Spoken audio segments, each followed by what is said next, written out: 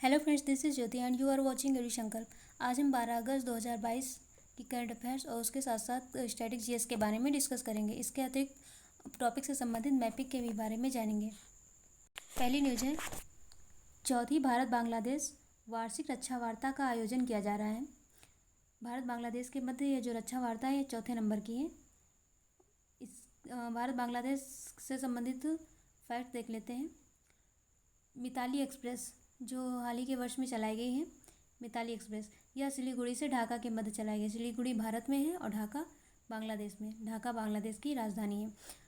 भारतीय संविधान के अंतर्गत 6वां संविधान संशोधन किया गया, जिसमें भारत और बांग्लादेश के मध्य भू सीमा को लेकर के समझौता हुआ। भू सीमा ये भारत और बांग्लादेश, तो भू सीमा को लेकर मान लीजिए भारत से 50 गांव बांग्लादेश में चले गए और म्यांमार बांग्लादेश से 100 गांव भारत आ गए, मान लीजिए, सही नहीं है।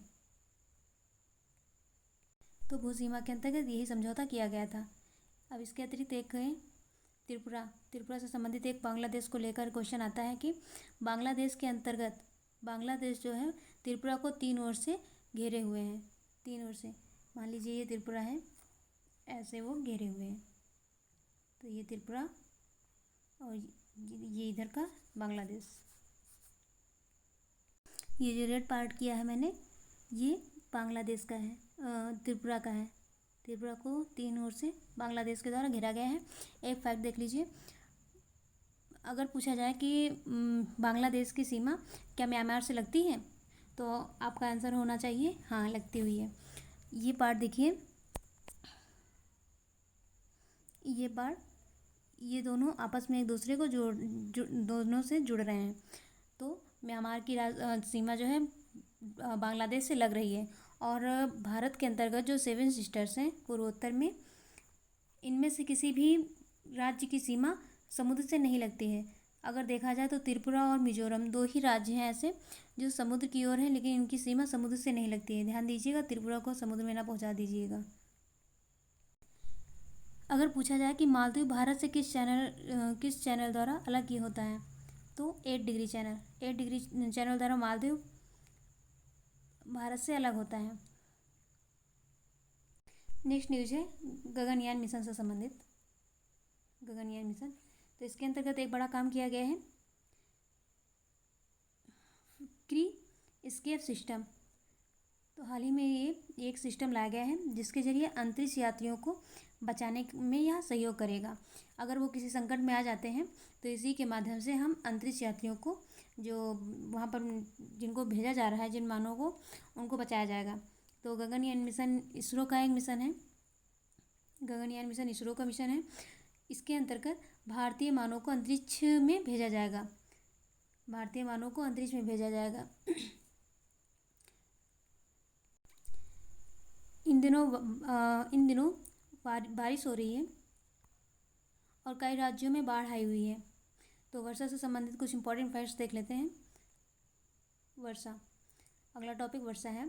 तो भारत में सबसे कम वर्षा कहाँ होती है? लेह है लद्दाख, और लद्दाख के अंदर ये लद्दाख की राजधानी है। अब वर्तमान में लद्दाख जो है यूनियन टेरिटरी के अंतर्गत आ गए हैं। वर्तमान में भारत में यूनियन टेरिटरी की कुल संख्या 8 है और राज्यों की कुल संख्या 28।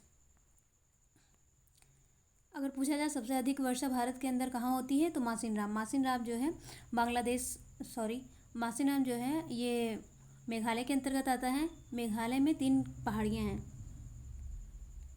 गारो, खासी, जैंतिया। पूर्व से पश्चिम की ओर, ये पूर्व और ये पश्चिम। पूर्व से पश्चिम की ओर अगर इन पहाड़ियों को अरेंज किया जाए तो सबसे पूर्व में जैंतिया पड़ेगी, फिर खासी पड़ेगी और फिर गारो। तो इसी खासी के अंतर्गत जो मध्य में है, इसी खासी के अंतर्गत मासिनराम पड़ता है। और यहाँ पर विश्व में सर्वाधिक वर्षा मासिनराम के ही अंतर्गत होती है। अगला है टर्मोलॉजी, प्रत्यावर्ती मानसून। तो प्रत्यावर्ती मानसून का अर्थ होता है लौटता हुआ मानसून। ये जब प्रत्यावर्ती मानसून लौट रहा हुआ होता है तो वो बंगाल की खाड़ी से आर्द्रता प्राप्त करता है और उसी के माध्यम से शीतकालीन वर्षा भारत में कराई जाती है। ये आपके सामने भारत है, ये आपके सामने भारत है। तो जो लौटता हुआ मानसून होता है ये इस डायरेक्शन में आता है, और बे ऑफ बंगाल यहाँ पर है, बंगाल की खाड़ी। तो यहाँ से ये आर्द्रता को ग्रहण कर लेती है, और जब आ रही होती है तो तमिलनाडु के तट पर, तमिलनाडु के क्षेत्र में, या फिर कोरोमंडल तट, तमिलनाडु का जो तटीय क्षेत्र होता है उसको कोरोमंडल तट कहते हैं। तो उस एरिया में यही प्रत्यावर्ती जो लौटता हुआ मानसून है ये बारिश कराती है, और ये बारिश ठंडियों में यहाँ पर होती है, चेन्नई के क्षेत्र में। और इसके साथ साथ देख लेते हैं पछुआ पौने। तो पछुआ पौने यहाँ से आती हैं, और ये भूमध्य सागर जो यूरोप में पड़ता है, तो वहाँ से ये पछुआ पौने आर्द्रता ग्रहण करती हैं, और राजस्थान के क्षेत्र में, राजस्थान हुआ, पंजाब हुआ और हरियाणा हुआ, और इसके साथ साथ उत्तर प्रदेश और बिहार, यहाँ तक ठंडियों में शीतकालीन वर्षा कराती हैं। भारत में सर्वाधिक वर्षा दक्षिण पश्चिम मानसून के अंतर्गत होती है। दक्षिण पश्चिम मानसून यानी कि ये हवाएं इधर से चलती हैं, और जब ये म्यांमार जो बंगाल केरल के अंतर्गत दक्षिण पश्चिम जो वर्षा है मालाबार के अंतर्गत, मालाबार का जो तट है वहाँ से ये टकरा कर एक शाखा इस ओर चली जाती है, और एक शाखा यहाँ से होते हुए इस ओर चली जाती है। तो सबसे पहले इसके अंतर्गत सबसे पहले बारिश मालाबार के तट पर ही कराई जाती है, और मालाबार के तट पर केरल आता है।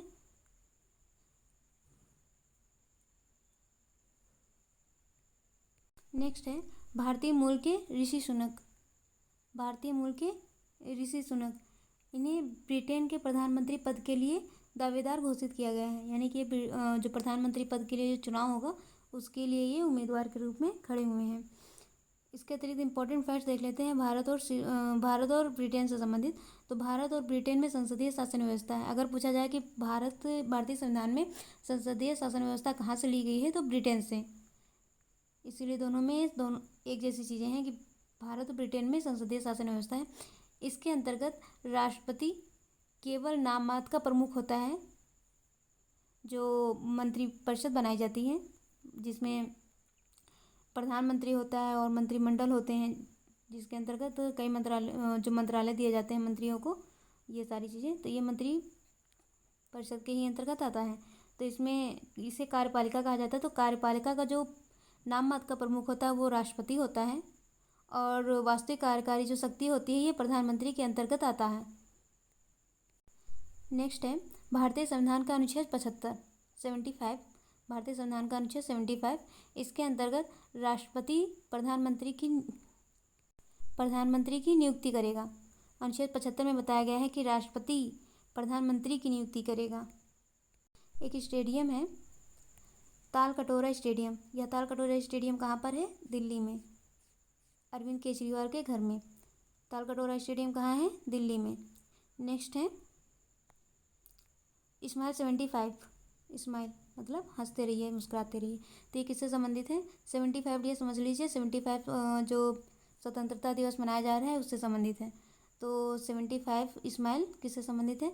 भीख मांग रहे लोगों को उनका पुनर्वास करवाया जाए, इससे संबंधित है। 12 अगस्त के अंतर्गत जो ऐतिहासिक पक्ष हैं उसको देख लेते हैं। तो अगर पूछा जाए कि स्वतंत्र भारत में पहला ओलंपिक स्वर्ण पदक कब जीता गया, तो उसके लिए 1948 में। और किसके अंतर्गत जीता गया, कौन सा गेम है उसके लिए? तो हॉकी है। तो ये स्वतंत्र भारत का पहला ओलंपिक स्वर्ण पदक है 1948 में, 12 अगस्त 1948। जस्ट 3 दिन बाद स्वतंत्रता दिवस मनाया जाना है। पहला स्वतंत्रता दिवस कब मनाया जाएगा? 1948 में है। तो हम लोग क्या किए, हॉकी जीत लिए, 2-3 दिन बाद बढ़िया मस्त स्वतंत्रता दिवस मनाए। ठीक, नेक्स्ट है आज़ादी से पहले। अब अगर ये आज़ादी के बाद पहला, तो आज़ादी से पहले कितने हम लोगों ने जीते, तो हॉकी के ही अंतर्गत हम लोगों ने 3 स्वर्ण पदक जीते हैं। नेक्स्ट है 12 अगस्त 1919 को विक्रम अम्बालाल साराभाई, जिसे विक्रम साराभाई हम लोग इस नाम से जानते हैं इनको, तो उस दिन 12 अगस्त को ही इनका जन्म हुआ था। तो इनसे संबंधित इंपॉर्टेंट फैक्ट्स हैं कि ये सबसे पहले इसरो के अध्यक्ष थे, और इसके अतिरिक्त ये भारतीय अंतरिक्ष कार्यक्रम के भी जनक रहे हैं। पूछा जाता है कि भारतीय अंतरिक्ष कार्यक्रम के जनक कौन है, तो विक्रम साराभाई। 10 अगस्त को विश्व शेर दिवस मनाया जाता है, विश्व शेर दिवस। और तो शेर से संबंधित कुछ इंपॉर्टेंट फैक्ट्स है। IUCN की रेड लिस्ट जो जारी की जाती है उसमें शेर को किस श्रेणी में रखा गया है, तो लुप्त प्राय, इंडेंजर्ड, इंग्लिश में बोलेंगे इंडेंजर्ड, इस श्रेणी में इसको रखा गया है। एक साइट्स है, साइट्स का मतलब होता है अंतर्राष्ट्रीय स्तर पर जो जीव जंतुओं और जो पादप होते हैं, पेड़ पौधे, उन सब चीज़ों का व्यापार ना किया जाए या फिर उन पर प्रतिबंध लगाया जाए, ये सारी चीज़ें। तो इसके अंतर्गत भी इस शेर को रखा गया, क्योंकि इसकी संख्या काफ़ी बहुत कम है। अगर इसका व्यापार किया जाएगा तो ये विलुप्त भी हो सकती हैं, पूर्ण रूप से विलुप्त हो सकती हैं, तो इस पर व्यापक रूप से प्रतिबंध लगाया गया है। और अगला है वन्यजीव संरक्षण अधिनियम। वन्यजीव संरक्षण अधिनियम, यहाँ गलत हो गया, 1972 होगा, तो वन्यजीव संरक्षण अधिनियम 1972 में आया था।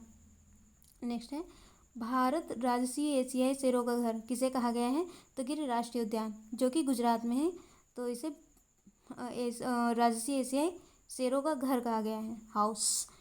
एक क्वेश्चन है, इंपॉर्टेंट है, 2 कुबड़ वाला ऊँट यह कहाँ पाया जाता है, तो गोबी के मरुस्थल में। गोबी का मरुस्थल अगर पूछा गया कि कहाँ है, तो मंगोलिया में। मंगोलिया की राजधानी क्या है, तो वो उलन बटोर है। उल्टा पुल्टा बटोर ले, तो वो उलन बटोर। तो गोबी का मरुस्थल कहाँ है, यह एक ठंडा मरुस्थल है, और ये गोबी का मरुस्थल मंगोलिया में है, और गोबी के मरुस्थल में 2 कुबड़ वाला ऊँट पाया जाता है। नेक्स्ट है भारत में सर्वाधिक मैंग्रोवन कहाँ पाए जाते हैं, सबसे ज़्यादा मैंग्रोवन कहाँ पाए जाते हैं, तो पश्चिम बंगाल में। अगर पश्चिम बंगाल के अंतर्गत कहाँ पाए जाते हैं, सुंदरवन डेल्टा में। नेक्स्ट है भीतरकनिका वन्यजीव अभ्यारण्य, यह कहाँ है, तो उड़ीसा में। भीतरकनिका वन्यजीव अभ्यारण्य उड़ीसा में। भीतरकनिका वन्यजीव अभ्यारण्य 2 नदियों की डेल्टाओं से निर्मित है, तो वो 2 नदियाँ कौन कौन सी है, वैतरणी और ब्राह्मणी। ये 2 नदियाँ हैं जिनके डेल्टाओं से ही भीतरकनिका वन्यजीव अभ्यारण्य का पूरा डेवलपमेंट हुआ है। नेक्स्ट है विश्व हाथी दिवस, यह कब मनाया जाता है, तो 12 अगस्त को। और विश्व हाथी दिवस है, तो हाथी एक प्रोजेक्ट एलिफेंट चलाया गया था 1992 में, याद रखिएगा 1992 में ही एक छोड़िए प्रोजेक्ट टाइगर कब चलाया गया, 1973 में। प्रोजेक्ट टाइगर 1973, ये इंपॉर्टेंट बहुत है, याद रख लीजिएगा। तो दोस्तों बताइएगा आज की क्लास कैसी रही। मिलते हैं नेक्स्ट वीडियो में।